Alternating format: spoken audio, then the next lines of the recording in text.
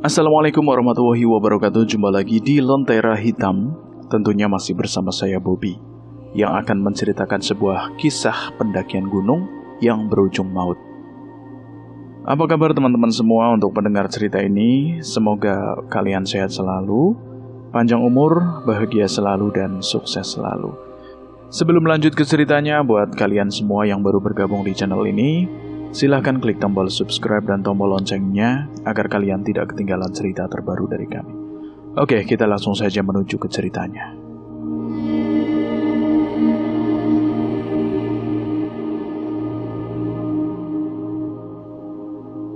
Fajar baru saja merekah di desa kecil Cibening saat 6 sahabat memutuskan untuk mendaki Gunung Lawu.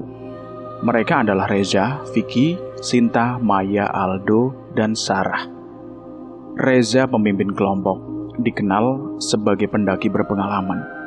Namun kali ini perjalanan mereka akan membawa cerita berbeda, gelap, penuh misteri dan maut. Gunung Lawu? Legendaris sih, tapi serem. Celetuk Maya sambil merapikan apa yang akan ia bawa. Justru seru, udah santai aja. Gue udah sering kesana, jawab Reza dengan penuh percaya diri. Tanda-tanda petaka sebenarnya sudah ada sejak awal.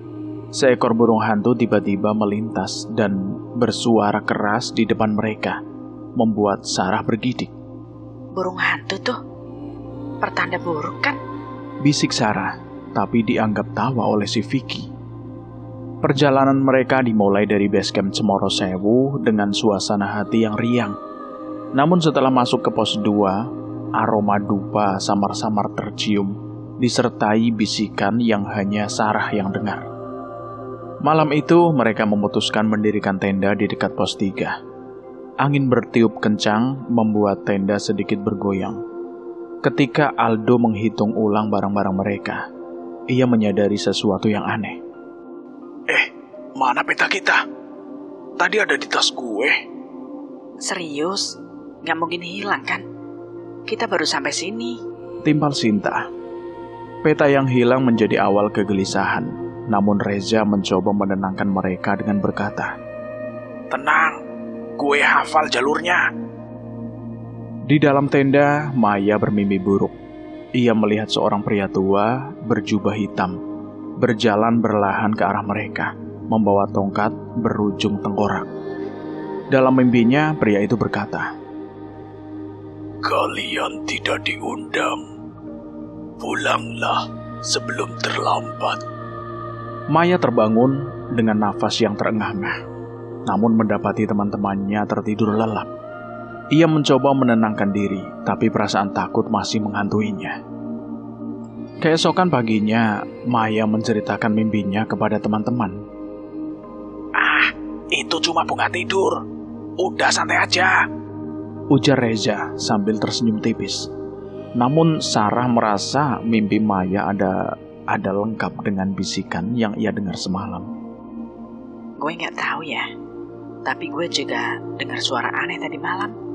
Kayak bisikan, tapi gak jelas. Reza tetap mengungkapkan kekhawatiran mereka dan memutuskan melanjutkan perjalanan. Namun saat mereka berkemas, mereka menemukan sesuatu yang aneh. Jejak kaki basah terlihat mengarah ke tenda mereka. Padahal malam-malam itu tidak hujan dan mereka berada jauh dari sumber udara. Setelah melanjutkan perjalanan, mereka melewati pos 4. Suasana semakin mencekam. Hutan yang biasanya ramai dengan suara burung dan serangga tiba-tiba sunyi. Tidak ada suara, hanya angin yang berhembus pelan. Kenapa suasananya beda banget ya?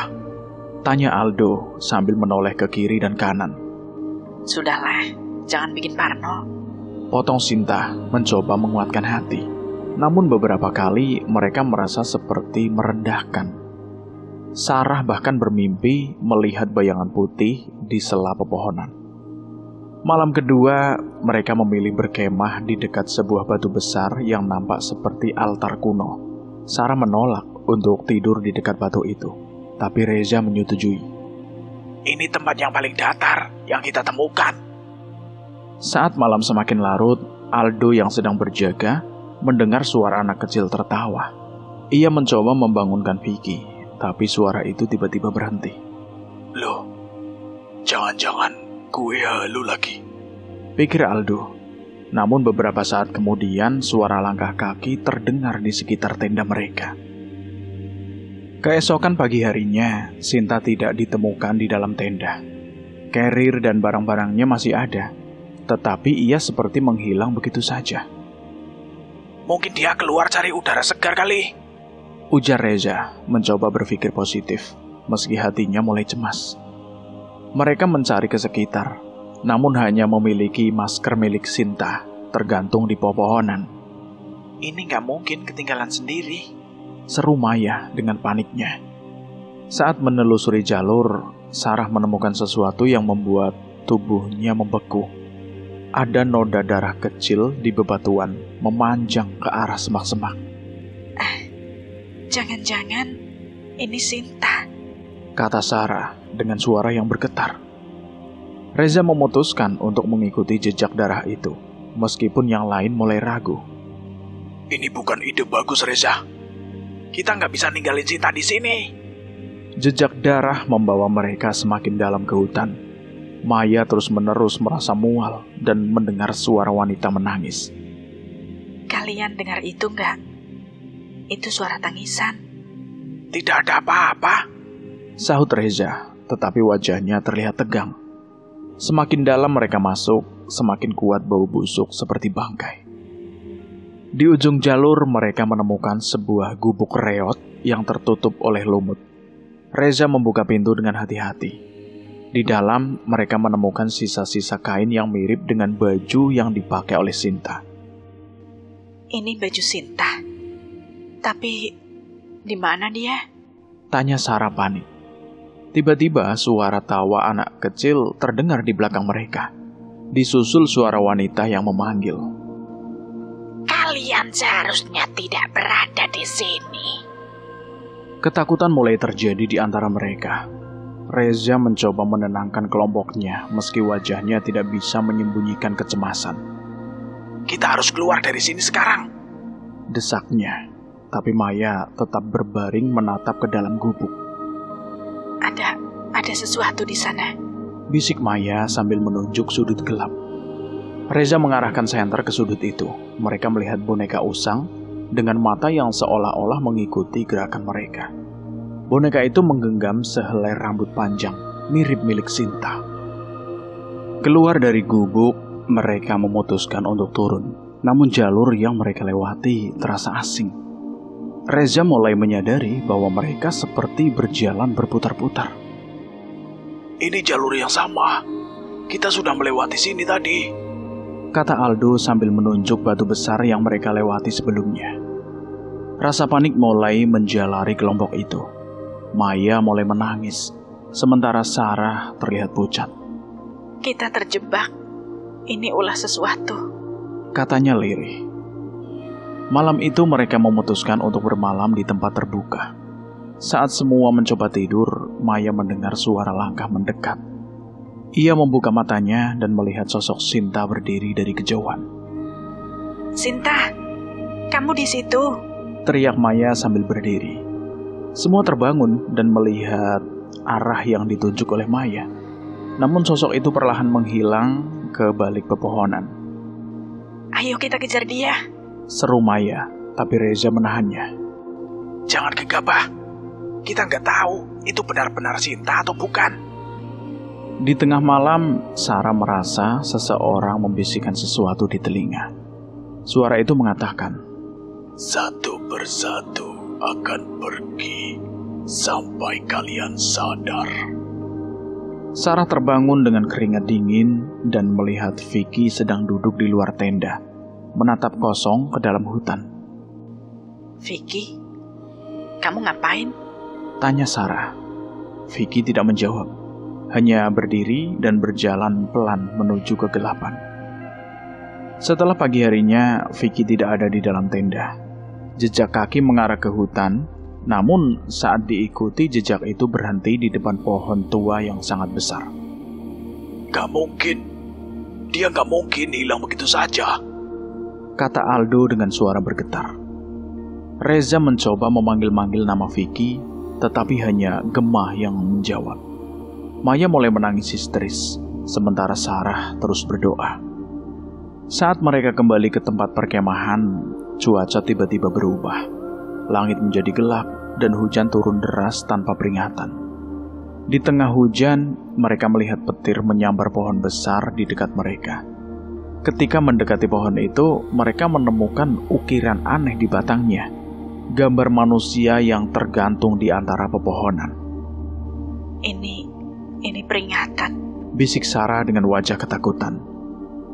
Mereka mencoba mencari tempat berlindung, tetapi mendengar suara-suara aneh dari dalam tanah. Suara itu seperti rintihan, tangisan, dan bercampur menjadi satu. Kenapa suara itu seperti memanggil kita? Kata Maya, suaranya hampir tidak terdengar. Reza mencoba mengabaikan suara itu, tapi Aldo memutuskan untuk menggali tanah di tempat suara itu terdengar. Di dalam lubang yang digali oleh Aldo, mereka menemukan tulang belulang manusia yang sudah berlumut. Di sana ada ukiran batu dengan tulisan kuno yang tidak mereka mengerti. Ini pasti alasan kenapa tempat ini terkutuk, kata Reza sambil membaca doa. Namun saat Aldo menutup lubang itu, ia mendengar suara berat. Ia berkata, "Kalian menggali makamku." Suara berat itu membuat semua membeku. Aldo yang masih memegang tempat itu perlahan mundur dari lubang. Gue gak sengaja. Gue cuma mau tahu apa yang ada di dalam, kata Aldo dengan suara bergetar. Namun tanah di sekitar mereka tiba-tiba bergetar. Dari dalam lubang muncul sebatang pohon kecil yang tumbuh dengan kecepatan yang tidak masuk akal. Pohon itu menyebarkan akar-akar yang membusuk ke arah mereka. "Cabut! Lari! Ayo cepat kita lari!" Reza berteriak menarik Aldo menjauh dari pohon itu. Mereka mencoba berlari menjauh dari tempat itu, tetapi jalur yang mereka lewati semakin aneh. Pohon-pohon besar terlihat seperti bergerak, dan jalan setapak yang sebelumnya kini tertutup semak-semak lebat. Ini gak masuk akal. Kita benar-benar terjebak, gumam Sarah sambil terisak. Sementara itu, Maya merasa sakit di lengannya. Ketika diperiksa, ia melihat bekas goresan panjang seperti cakaran. Aduh, kenapa gue kena ini? Saat malam tiba, mereka memutuskan untuk berhenti dan berkemah di dekat sebuah batu besar. Namun suasana semakin mencekam. Sarah melihat wajah seorang wanita di kegelapan tersenyum aneh ke arahnya. Reza, di sana ada orang. Sarah menunjuk. Tetapi ketika semua menoleh, wajah itu sudah tidak ada, sudah menghilang. "Kita harus tetap bersama. Jangan ada yang terpisah," kata Reza dengan nada tegas. Saat tengah malam, Maya tiba-tiba terbangun dan mulai berbicara dengan suara yang berbeda. Suaranya berat, seolah berasal dari tenggorokan pria tua. "Kalian tidak akan keluar dari sini. Ini tanah kami. Tempat kami istirahat," katanya sambil tertawa pelan. Aldo mencoba memegang bahu Maya, namun ia terlempar seperti ditolak oleh kekuatan tak terlihat. Reza segera membacakan doa, sementara Sarah memegangi Maya yang mulai meronta-ronta. Setelah doa panjang, Maya kembali sadar, tetapi ia nampak lemah. Dengan suara serak ia berkata, "Mereka marah. Kita harus mengembalikan apa yang sudah kita ganggu." "Loh, kita nggak bawa apa-apa dari sini," bantah Aldo. Namun Sarah mengingat sesuatu. "Peta kita hilang di awal perjalanan. Mungkin ada isinya, atau ada sesuatu yang tertinggal di tempat gubuk itu." Reza memutuskan untuk kembali ke gubuk, meskipun mereka semua tahu itu berbahaya. Saat tiba di sana, gubuk itu nampak lebih rusak, seolah-olah berusia ratusan tahun lebih tua dari kali terakhir mereka melihatnya. Di dalam mereka menemukan benda yang sebelumnya tidak ada. Sebuah kalung dengan liontin berbentuk bulan sabit. Ini mungkin milik mereka. Kita harus mengembalikannya, kata Sarah dengan gemetar. Mereka memutuskan untuk meletakkan kalung itu di altar batu besar yang mereka temui sebelumnya. Namun saat mereka melakukannya, suara tangisan wanita terdengar semakin jelas. Sudah selesai. Kita sudah kembalikan. Tolong, biarkan kami pergi. Angin begitu kencang, dan dari balik pepohonan, sosok wanita hitam muncul. Kalian mengusikku, tapi belum selesai, katanya sambil menunjuk ke arah Aldo. Wanita itu berkata lagi, seseorang harus tinggal di sini untuk menggantikan yang sudah pergi. Semua saling bertatapan, berpandangan dengan panik. Gak mungkin, kita gak akan ninggalin siapapun, kata Reza dengan tegas. Namun Aldo tiba-tiba berdiri dan berkata, kalau ini caranya kita bisa selamat, gue yang tinggal. Mereka mencoba mencegah Aldo, namun ia tetap teguh pada keputusannya. Gue gak mau kita semua mati di sini. Kalau gue tinggal, mungkin ini bisa selesai. Aldo berjalan menuju wanita itu dengan langkah mantap. Sementara yang lain hanya bisa menangis. Wanita itu tersenyum puas, lalu menghilang bersama Aldo ke dalam kegelapan. Aldo pergi, jalur setapak yang tertutup sebelumnya mulai terlihat kembali. Mereka berlarian, seolah-olah ada sesuatu yang mengejar dari belakang. Namun saat mereka keluar dari hutan, mereka tidak menemukan base camp seperti yang mereka harapkan. Mereka baru saja tiba di tempat yang terasa asing, dengan langit merah yang gelap dan angin yang panas. Ini bukan dunia kita, bisik Sarah. Di tempat itu, mereka melihat bayangan Aldo berjalan jauh di depan mereka, tapi tidak bisa mendekat. Kenapa kita di sini? Bukannya kita sudah keluar? Tanya Maya sambil menangis. Reza mencoba menenangkan kelompok itu, tetapi ia sendiri tidak tahu apa yang terjadi. Ketika mereka mencoba mencari jalan lain, sosok wanita berbaju hitam muncul kembali. Kalian semua seharusnya pergi, tapi kalian melawan. Ini harga yang harus kalian bayar. Satu persatu mereka merasa tubuh mereka menjadi berat. Mata mereka perlahan menutup dan kegelapan. Legenda Gunung Lawu kini bertambah satu lagi, tentang sekelompok pendaki yang tidak pernah kembali. Begitulah ceritanya. Bagaimana menurut teman-teman semua tentang cerita ini? Silahkan tulis di kolom komentar. Terima kasih buat kalian semua yang sudah mendengarkan cerita ini sampai habis. Semoga kalian sehat selalu, panjang umur, bahagia selalu, dan sukses selalu. Dan buat teman-teman yang baru bergabung di channel ini, silahkan klik tombol subscribe dan tombol loncengnya agar kalian tidak ketinggalan cerita terbaru dari kami. Dan saya mohon maaf jika ada kesalahan kata. Saya pamit undur diri. Wassalamualaikum warahmatullahi wabarakatuh.